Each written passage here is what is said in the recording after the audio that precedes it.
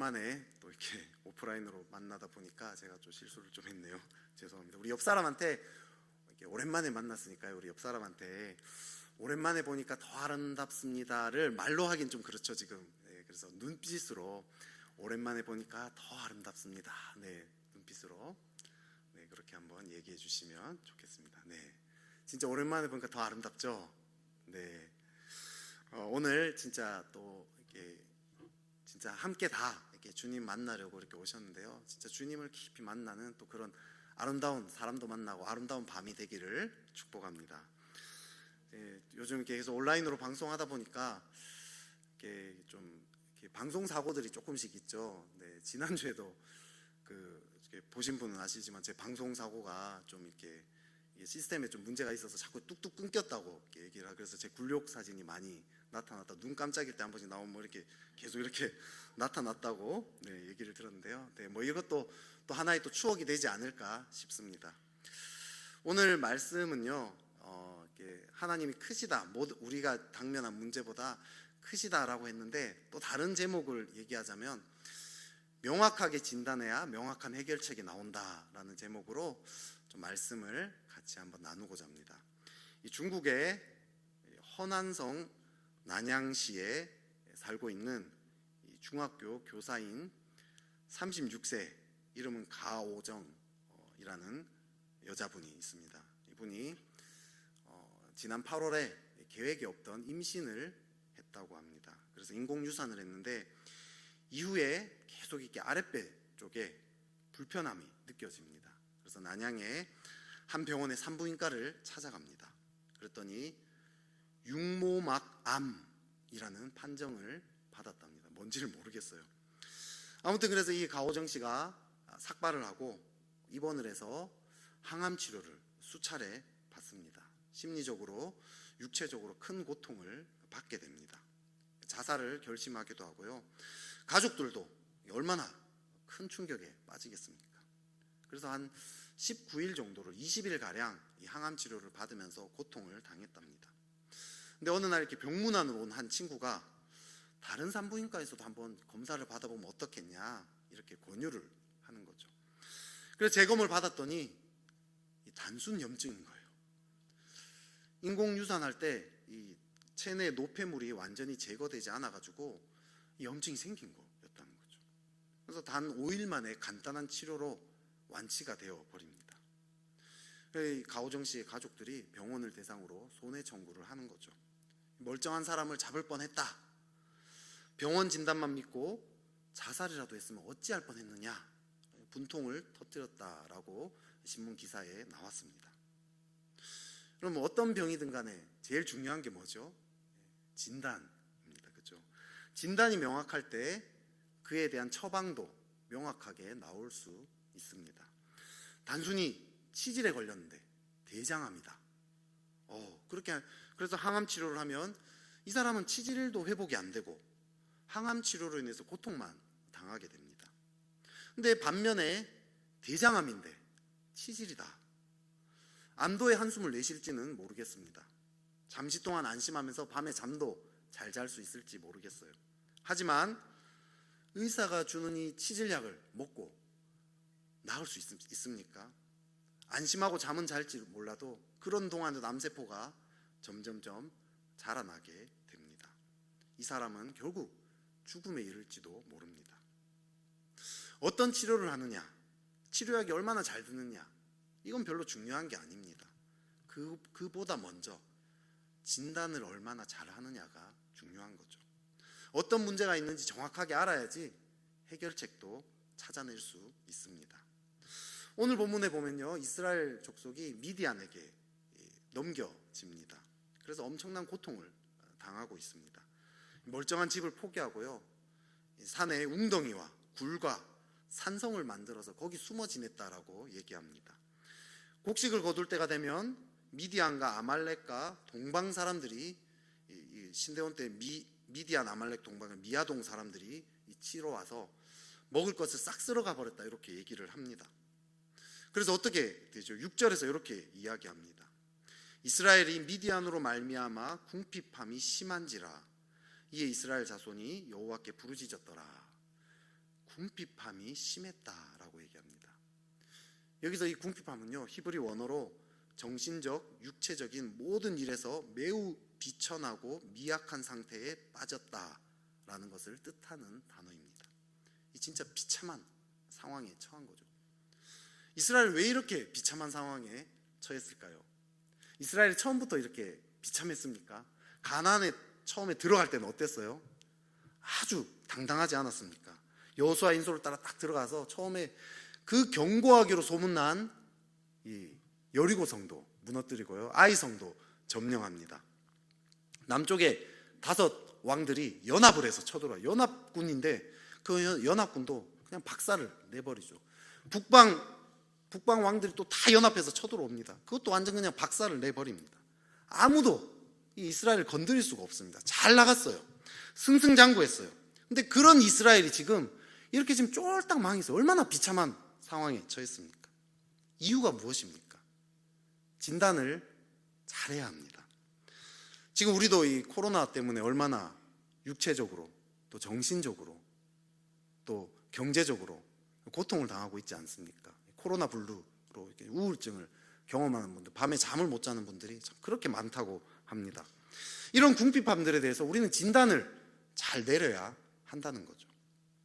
이스라엘이 지금 국력이 약해서 그런 건가요?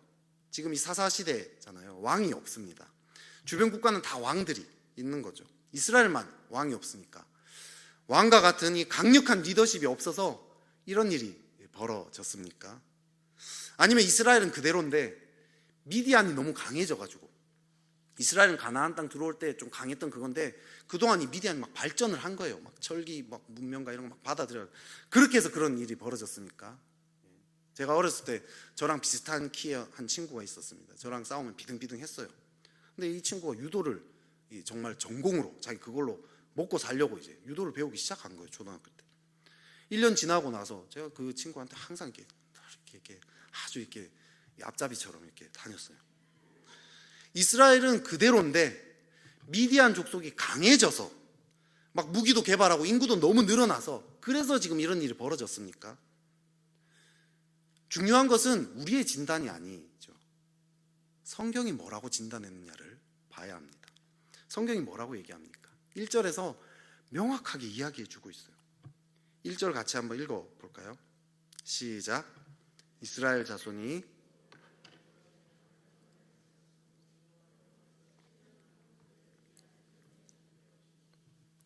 이스라엘이 미디안에 넘어간 이유가 국력이 약해서가 아니라고 합니다. 군사력이 약해서 아니다.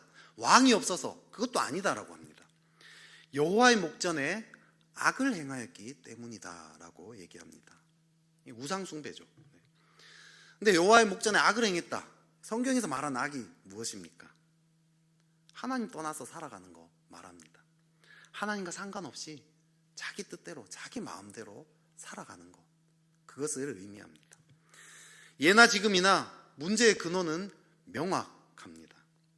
이스라엘 시대의 문제도 또 지금 이 시대의 문제도 하나님을 떠나서 자기 마음대로 자기 뜻대로 살아가는 것, 이것에서 모든 문제가 발생하는 거죠. 많은 사람들이 정치 시스템 문제라 합니다. 경제 시스템, 교육 시스템 문제라 합니다. 대통령 리더십이 문제다라고 얘기합니다. 과학 기술이 더 발달하면 모든 문제가 해결될 거야, 이렇게 얘기합니다. 물론 뭐 이런 것들도 어느 정도는 답이 될 수 있죠. 하지만 근원적인 답은 아니라는 거죠.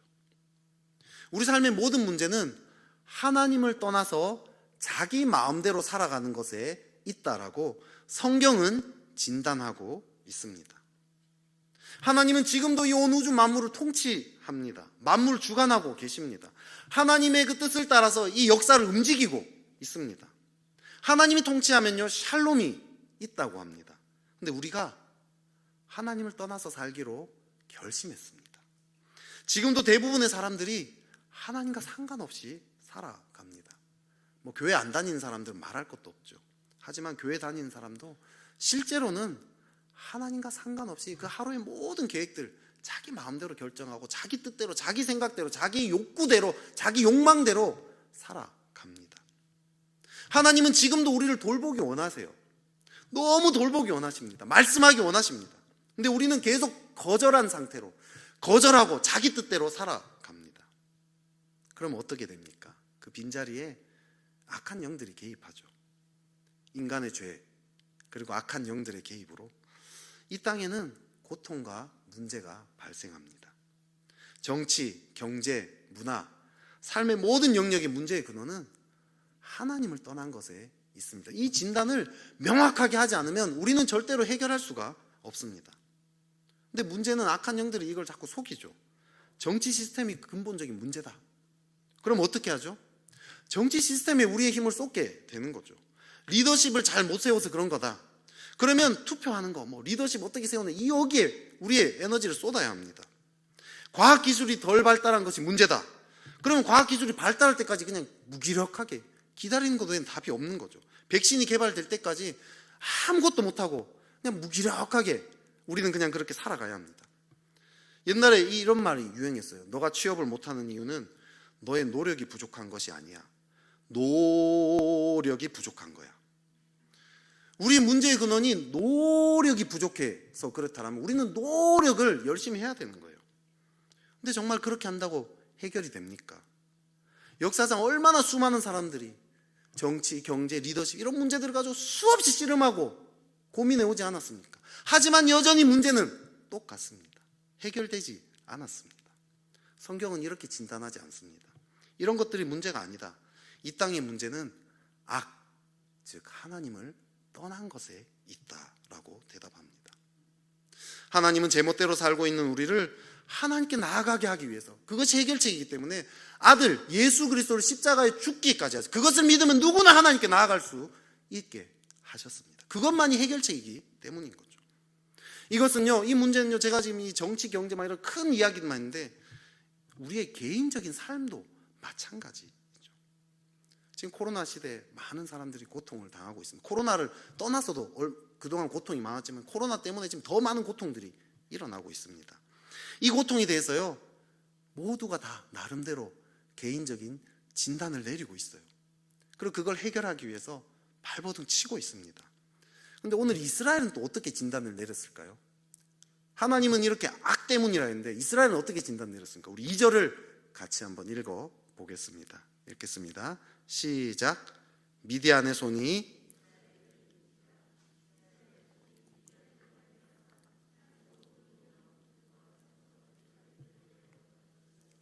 산에서 웅덩이와 굴과 산성을 만듭니다. 자기 나름대로 피난처를 만들었다는 뜻입니다. 이들은 자신의 궁핍함의 이유, 그것은 자기를 위한 피난처를 만들지 않은 것이라고 진단 내린 거죠. 하나님을 떠난 것이라고 생각하지 않아요. 피난처만 만들면 된다라고 생각합니다. 이건요, 이스라엘만의 문제가 아닙니다. 지금 오늘날 우리도 마찬가지입니다. 모두가요, 자기를 위한 피난처가 없는 것이 문제다라고 진단합니다.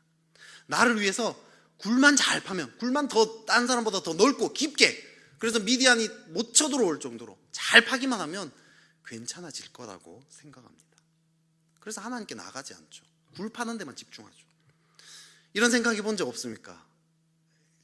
제가 참 최근에도 한 번씩 이런 생각인데, 작년 말에 2019년에 코로나 터지기 전에 그때 요 상황을 미리 알고 마스크 공장 하나 내가 다 운영했으면 얼마나 괜찮아. 마스크 공장 아닌 손세정제 공장 정도라도 딱 했으면 지금 진짜 참 이렇게 안심하고 살 텐데, 마스크 공장이라는 굴 하나만 잘 파면, 그 피난처 하나만 잘 있었으면 얼마나 행복할까. 그렇죠?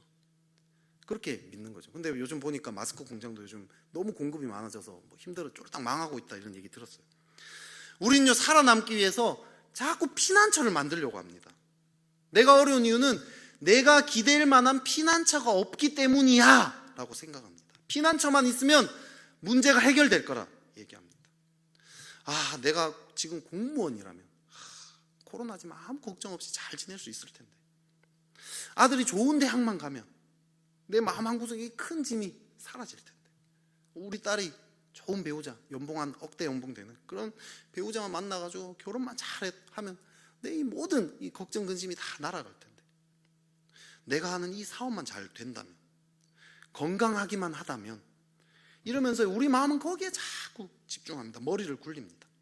노력을 해서 더 굴을 깊게 파고 넓게 파고 거기에 음식을 저장하면 그러면 행복할 것 같습니다. 그러다 내 뜻대로 안 되면 무기력해지죠. 될 대로 되라는 심정으로 세상 재미에 빠져 들어갑니다.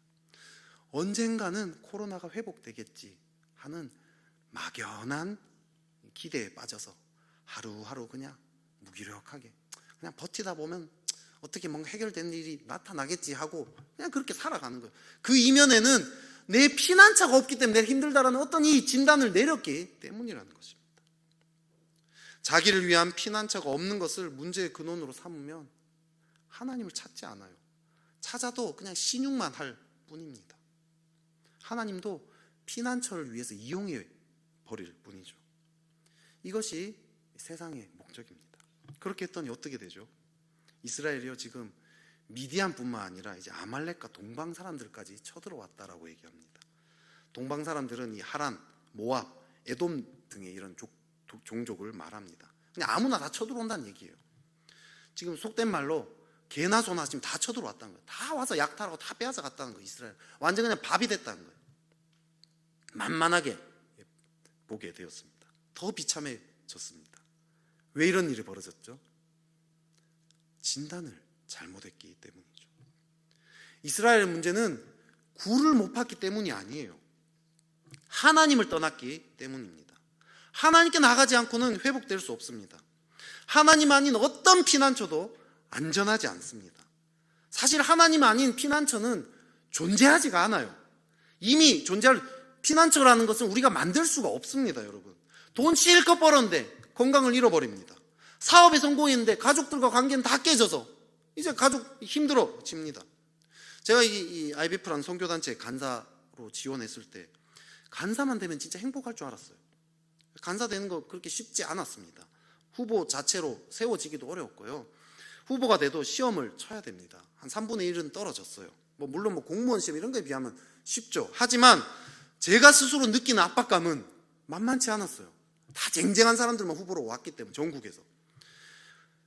그 압박감 가운데 제 마음속에는 간사만 되면 진짜 행복할 텐데 간사가 되었어요. 잠시 행복했습니다. 근데 곧이어 사역이 안 되니까 너무 불행해졌어요. 더 비참해졌어요. 간사 되기 전보다 훨씬 비참해졌습니다. 간사가 되면서 제가 담당하던 한양대 캠퍼스를 2개로 이렇게 나눴어요. 2명이 담당했죠. 제가 한 지부를 맡고 다른 한 지부는 다른 이제 이 간사님이 맡았습니다.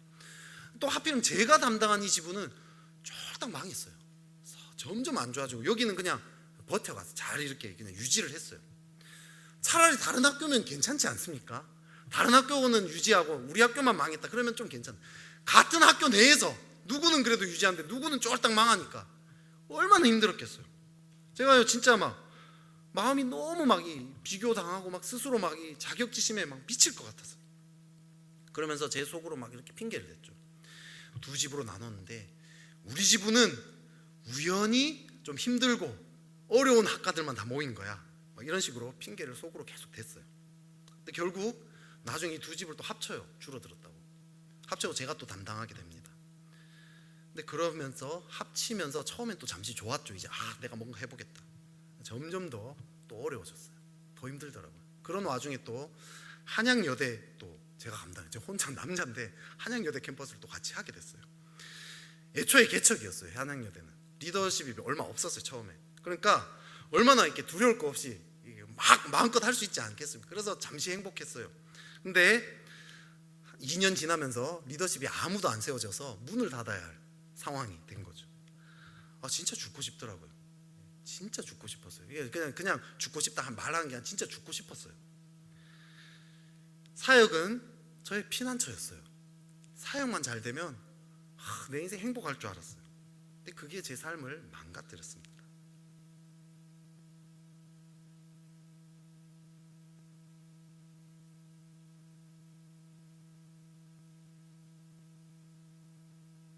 무엇입니까? 이 코로나 시대에 하나님께 부르짖고 하나님께 전심으로 나아가지 못하게 하고 내 마음을 정말 뺏고 있는 게 도대체 무엇입니까, 여러분?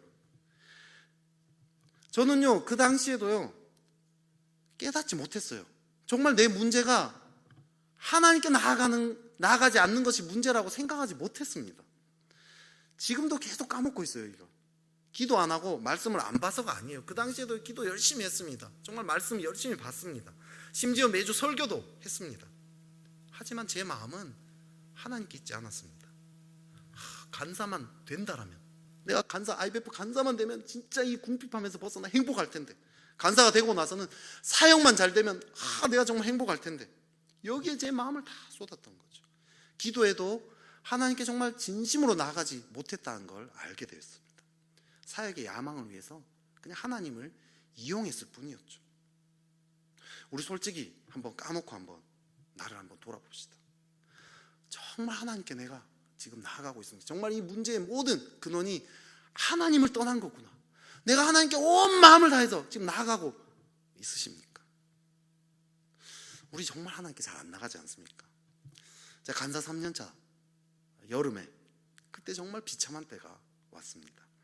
더 이상 핑계도 대지 못할 정도로 사역일 실패했다, 이렇게 말할 수밖에 없는, 누가 봐도 그럴 수밖에 없는 그런 상황이 왔습니다. 그제서야 깨닫게 됐어요. 나의 문제는 내 인격이 부족해서가 아니구나. 내가 설교를 못했어도 아니구나. 내가 행정을 못해 맨날 빠뜨리고 그래서 그런 것도 아니었구나. 내가 노력이 부족해서도 아니었구나. 내가 관계를 잘 못 맺는 거 그것도 아니구나. 내 굴에 집착해서 내 굴을 파느라 하나님께 정말 전심으로 진심으로 나아가지 못해서 그랬구나. 그제서야 깨달았습니다. 제가 자주 이 얘기했죠. 그때 제가 이걸 고백한 거죠. 주님, 사역 잘 못해도 됩니다. 아니, 사역 잘 못하는 정도가 아니라 내가 사역하는 대상들이 나를 다 욕하는 그런 상황이 되더라도 괜찮습니다. 저에게는 주님만 있으면 됩니다. 모두가 나를 버려서 내가 노숙자처럼 버려줘, 재산도 잃어버리고 다 잃어버린다 할지라도, 아무것도 가진 것이 없어도 주님 당신만 있으면 전 다시 출발할 수 있습니다. 주님, 저는 당신이 전부입니다. 주님만 있으면 충분합니다. 온 세상이 날 버려도 주 예수님 안 버리십니다. 이 고백을 하면서 회복이 일어나기 시작했습니다. 마음에 말할 수 없는 평강과 말할 수 없는 사랑이 흘러나온 거죠. 그러면서 사역도 바뀌기 시작했어요. 사역을 보는 관점이 바뀌다. 내 눈을 뭔가 쌓은 어떤 막이 떨어져 나가는 거죠. 틀 자체가, 패러다임 자체가 아예 바뀌었습니다. 지혜도 생기고요. 그러니까 담대함도 생기고 자신감도 생기기 시작한 거죠.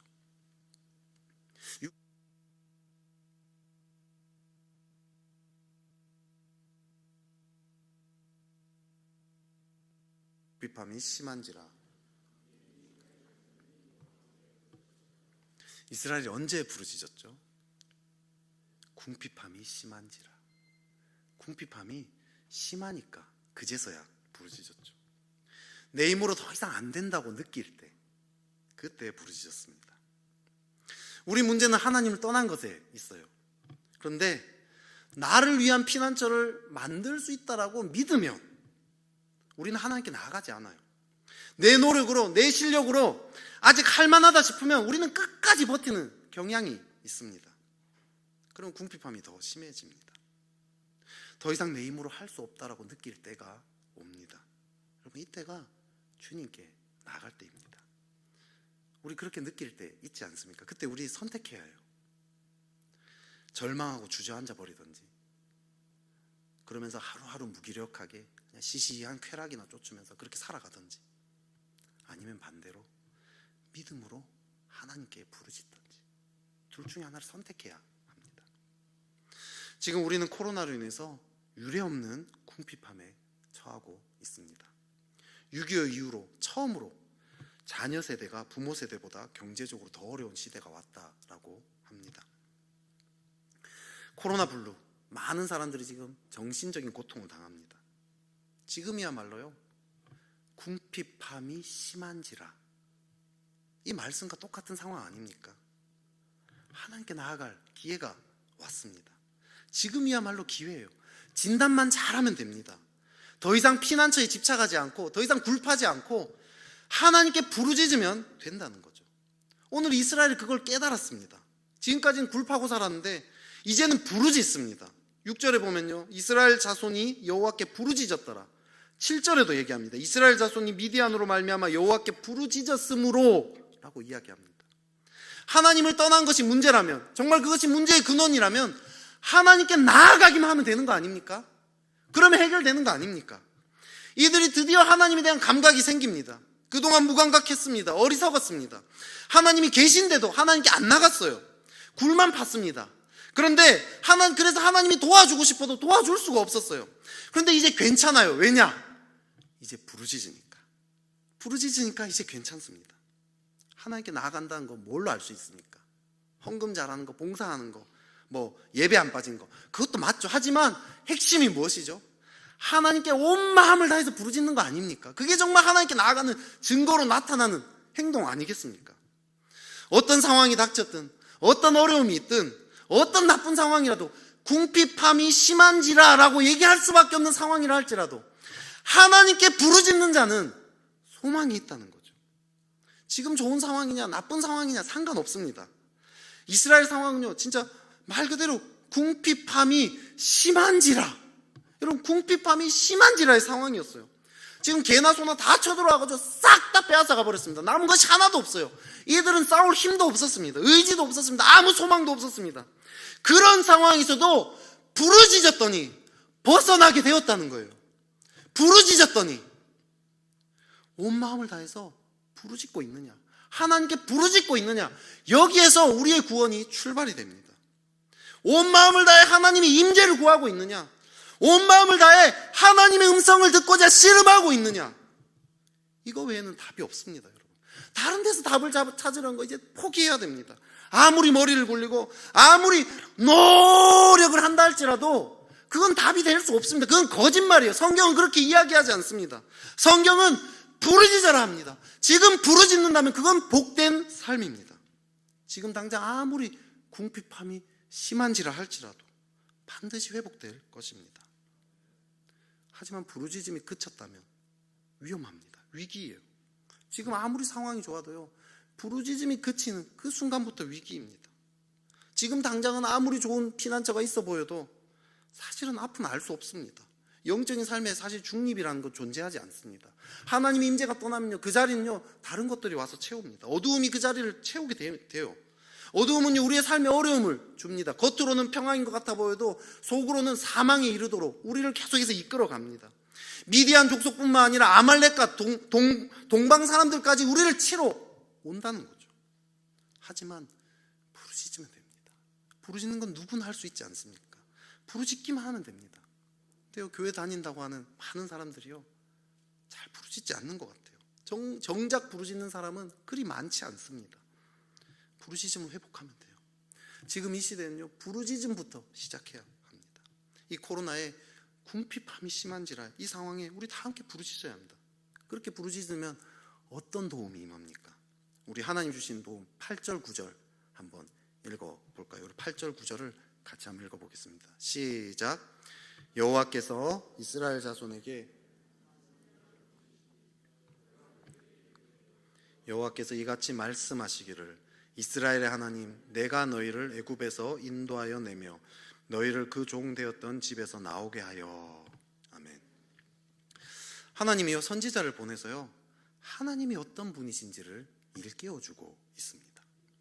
하나님의 도우심은요, 하나님이 어떤 분이신지를 아는 것, 거기서부터 시작이 됩니다. 이 하나님을 아는 것, 이건요 머리로 아는 게 아니라요 마음에서 아는 것입니다. 하나님 떠나 지내면요 하나님에 대한 감각이 무뎌집니다. 하나님 전능하시다는 거 알잖아요, 여러분. 다 모르는 사람이 어디 있습니까? 전능하다는 거 머리로는 알아요. 하나님이 지금 내 상황보다 크신 분이라는 거 머리로 압니다. 하나님이 나를 여전히 사랑한다, 내가 지금 얼마나 죄된 내 마음대로 막 살아, 그렇더라도 하나님 나 사랑하시나 머리로는 알아요. 근데 마음으로 안 믿어. 지금 마음으로 와닿지 않습니다. 지금 상황에서는 그 지식이 내 삶에 실제로 아무런 도움이 되지 않는다라는 거죠. 여러분, 그건 아는 게 아니에요. 안다라고 착각하는 것입니다. 스스로 안다고 착각하는 거예요. 하지만요, 부르짖기 시작하면 알게 됩니다. 머리로 아는 것과 달라요. 부르짖기 시작하면요, 심령의 문이 열려요. 그리고 이 하나님에 대한 그 알았던 그 지식, 하나님이 정말 전능하신 분이시다, 이게 이 마음으로 내려오기 시작합니다. 나를 기가 막힐 웅덩이 수렁에서 건지셔서 나를 반석 위에, 내 발을 반석 위에 든든하게 세우신 분이라는 게 정말 마음으로 믿어지기 시작한다라는 거죠.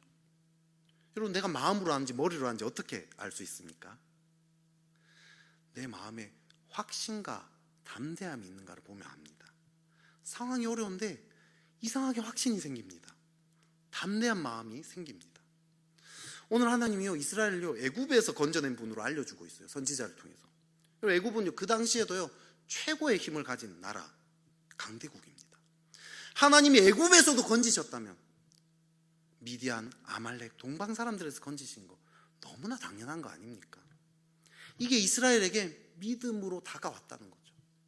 이것이 출발점입니다. 이후에요 하나님은요 기드온이라는 사람을 통해서 실제로 미디안에서 건져냈어요. 그죠? 하지만 미디안은 박살냈지만, 하지만 그 전에 먼저 이스라엘은 하나님이 어떤 분이신지를 알아야 했다는 거죠. 지금 이 당면한 문제보다 크신 분이라는 거, 여기서 정말 능히 건져낼 수 있는 분이라는 것을 믿어야 했습니다. 하나님은 우리의 삶에 구원을 주기 이전에 먼저 말씀으로 우리에게 말씀하십니다. 말씀을 통해서 하나님이 어떤 분이신지 알려주십니다. 그래서 우리가 하나님을 머리로가 아니라 마음으로 신뢰하고 그 하나님과 교제할 때, 그때 우리의 삶에 하나님의 역사를 나타내신다는 거죠. 이게 하나님이 일하시는 방식입니다. 그렇기 때문에 우리는요 무엇보다도 말씀을 붙잡고 부르짖어야 해요. 부르짖어서 머리로 알던 그 하나님에 대한 지식이 내 마음으로 믿어지고, 그리고 마음으로 믿어지기 때문에 하나님과 교통이 일어나야 한다는 거죠. 크신 하나님을 신뢰하고 하나님과 친밀하게 교제하는 그것이 열어질 때, 그때 하나님의 역사가 나타납니다. 하나님의 구원이 시작됩니다. 진단을 잘 내려야 합니다. 지금 이 시대의 궁핍함, 그리고 내 삶의 어떤 궁핍함은 정치, 경제, 교육 이런 문제가 아닙니다. 내 스펙이 너무 부족해서, 내가 그동안 삶을 너무 그냥 게으르게 살아와서 내 노력이 부족해서 그런 게 아닙니다. 하나님을 떠났기 때문입니다. 그렇기 때문에 회복은 하나님께 나아가는 것, 부르짖는 것에 있습니다. 부르짖기만 하면 그럼 다시 하나님에 대한 감각이 살아날 것입니다. 전능하신 분이라는 것이 머리로가 아니라 마음으로 믿어지기 시작합니다. 우리를 수렁에서 건지시고 나의 발을 반석 위에 두실 그분, 우리가 아무리 깊은 수렁에 빠졌다 할지라도 건지시는 그분이 믿어져야 합니다. 확신으로 다가와야, 담대함으로 다가와야 합니다. 스스로 피난처를 찾아왔던 거, 스스로 굴을 팠던 거 이제 내려놓고 하나님께 부르짖, 모든 걸 내려놓고 우선 하나님께 먼저 부르짖으며 나아갑시다. 온 마음을 다해 그분께 나아갑시다. 그분이 정말 나에게 확신으로 다가올 때까지 포기하지 않고 부르짖으며 나아갑시다. 그럴 때 우리의 삶에 하나님의 큰 역사를 보기 시작할 것입니다. 우리 개인적인 삶뿐만 아니라 이 나라 가운데도요 하나님의 큰 역사를 볼 수 있을 것입니다. 그렇게 되는 저와 여러분 되기를 축복합니다.